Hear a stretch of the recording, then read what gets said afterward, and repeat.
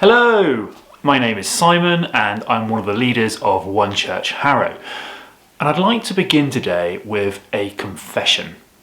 Perhaps not one you might expect to hear from a vicar. But before I do that, let's just acknowledge where we find ourselves. A year or so of being in and out of lockdown has left many of us shattered and scattered, bruised and battered. And although there are increasing freedoms, there is a range of feelings out there, from caution to confidence. For many, re-emerging is complicated.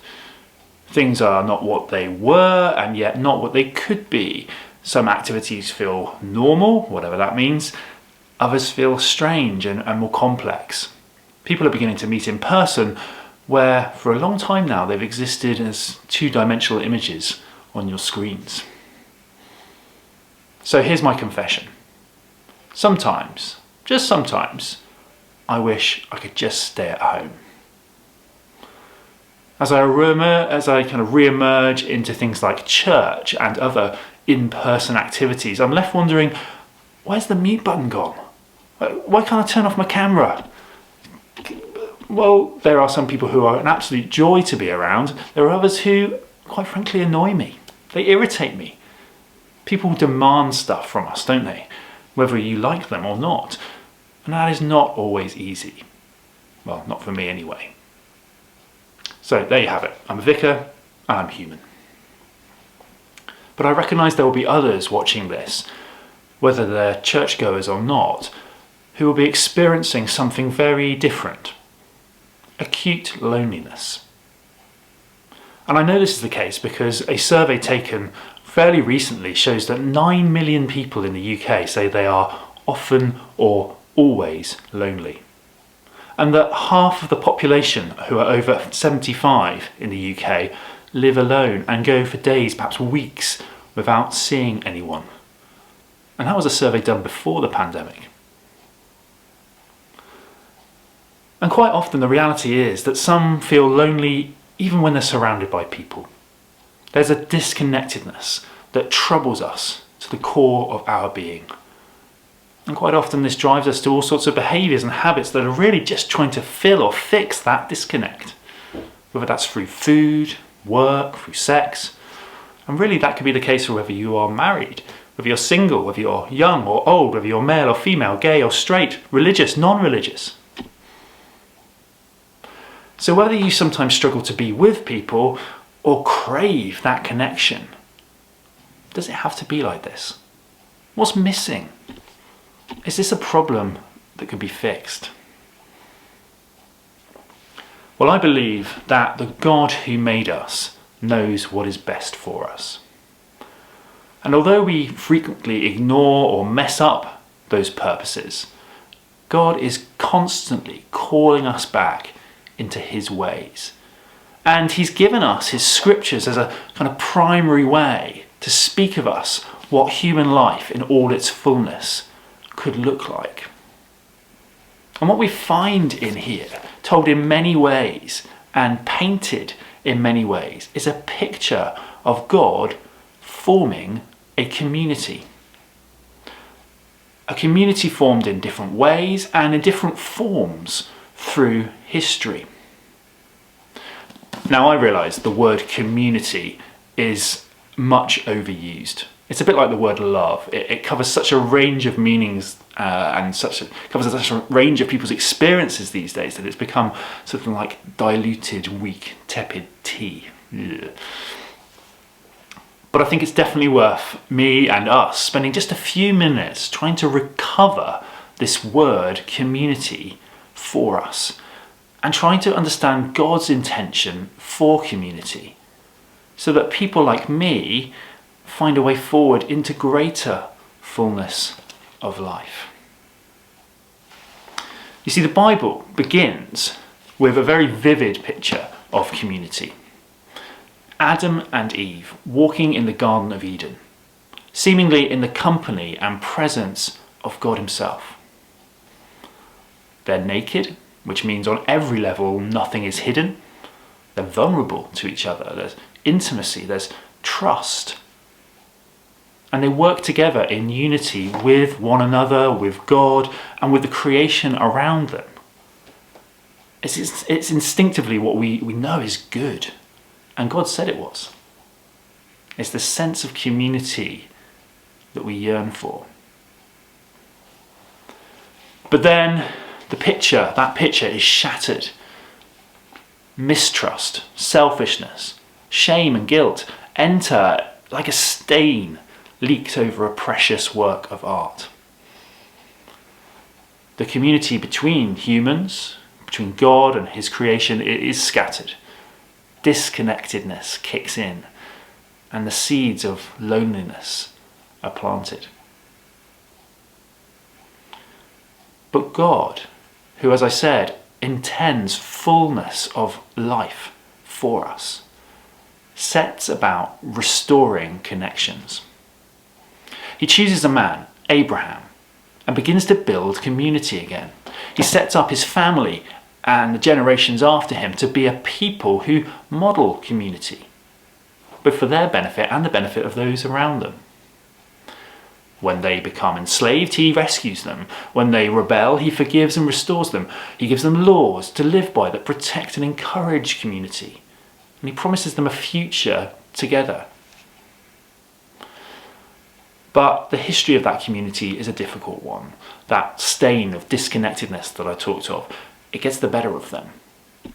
They end up basically imploding and scuppering the place that God has prepared for them, and they are shattered and literally scattered across the face of the earth. But God, whose intention never wavers, picks another man, this time his own son, again to restore the community that has been lost to him. But this time, the community would not be restricted by tribe or background, nor would it be one where status or physical beauty or privilege cement your place in it. Now this time, it is a community founded on the biggest act of love and sacrifice the world has ever seen. Jesus, who not only welcomed the lost, the least, and the losers while he was alive on earth, but in death won forgiveness for all rebels and rejects, so that they could all be welcomed together into a kingdom, a family, an eternal community, the church. You see, the church is God's answer to the disconnectedness we find ourselves experiencing. Now, that might sound a bit odd, and I don't know what your experience of church is. Like mine, it might be quite mixed. But it is the community where God's love and grace is being worked out. Yes, it's still stained by that disconnectedness that haunts all of humanity. But it's where God's work of art is being restored to reveal a beautiful masterpiece. Restoration happening in the lives of individuals, yes, but actually that restoration is being done in a very special way as those individuals come together and put that love and grace into action. Now, the question of how one should dress for church is gladly, I would say, one which does not bother people much these days. Not least because it assumes that church is that hour slot on a Sunday morning in a building. But if you're watching this right now, you know that's not the case. You are being part of church right now, and I'm not going to ask you what you are or aren't wearing. But did you know God gives instructions of what his community, his people, his church, what they should wear? Did you know that? St. Paul tells us in his letter to the Colossians, chapter 3, verse 12, he says this: "Therefore, as God's chosen people, holy and dearly loved, clothe yourselves with compassion, kindness, humility, gentleness, and patience. Bear with each other and forgive one another if any of you has a grievance against someone. Forgive as the Lord forgave you. And over all these virtues, put on love, which binds them all together in perfect unity. Colossians 3 verses 12 to 14. Do you see how only that clothing will help us rebuild trust where it is broken? Only that clothing will help us work with those who are very different from us, help us understand and appreciate those who come from a completely different background or culture from us. Only those clothes will help us get closer together, help us to experience the love of God through one another. This clothing from God of love and grace is what we need to receive from Him and then put on daily if we're going to see ourselves fully alive and part of a community that God intends for us. Giving and receiving, sharing our burdens with others as well as helping shoulder the others' needs. And then we become part of that picture that is displaying God's love and grace to everyone, to those around us. So I wonder if a question for us today, if I can ask, is what is it you're not wearing today? I know that when I struggle to be with people or want to avoid or at the very least feel like toleration is about all I can muster, I must come back to God's vision for life in all its fullness, of His community. And now I have a prayer that's almost triggered when I feel like that. Lord Jesus, I know that you have treated me with compassion, humility, kindness, gentleness and patience beyond what I deserve.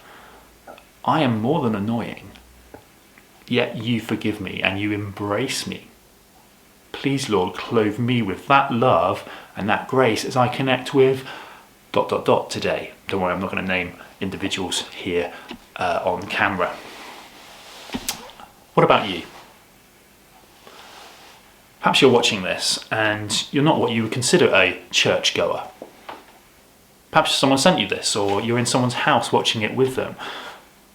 How would you feel about being invited into a new family where through relationship and by the power of the Spirit of God, bruises can be healed, your bruises can be healed, and fullness of life in connection with others can be found? Why don't you chat to the person who put you in touch with this video and ask them about it? And sitting at home, as many of you will be, it's quite easy to embrace the idea of God and our personal spirituality as quite an individual pursuit, a private passion, as it were, and that's important. But by doing that and solely that, we miss out on life as God intends it, as part of His family. And so even if you, for whatever good reason, remain at home and online as you connect with church in the future weeks, I guess I want to ask you the question, what ways are there for you to do that with others?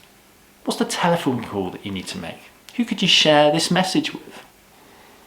You know, we all know that lockdown has taught us that there are so many ways that we can be connected even when we are apart. Have you tried joining a circle, for example? Keep pressing into those ways of connecting and being community wherever you are. But perhaps, and finally, like many, you've begun to make the move back to in-person church. And although there's not the singing you'd hope for or the refreshments you'd quite like, I invite you this morning, off the back of what we've been hearing about God's intention for community, to come back with your sleeves rolled up, looking to serve others and actively and intentionally connect with others, and perhaps particularly those who might feel like they're on the outside, perhaps who are different to you.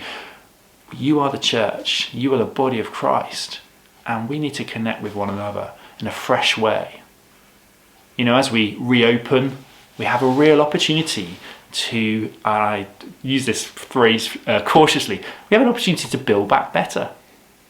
Across One Church Harrow, family is one of our key values.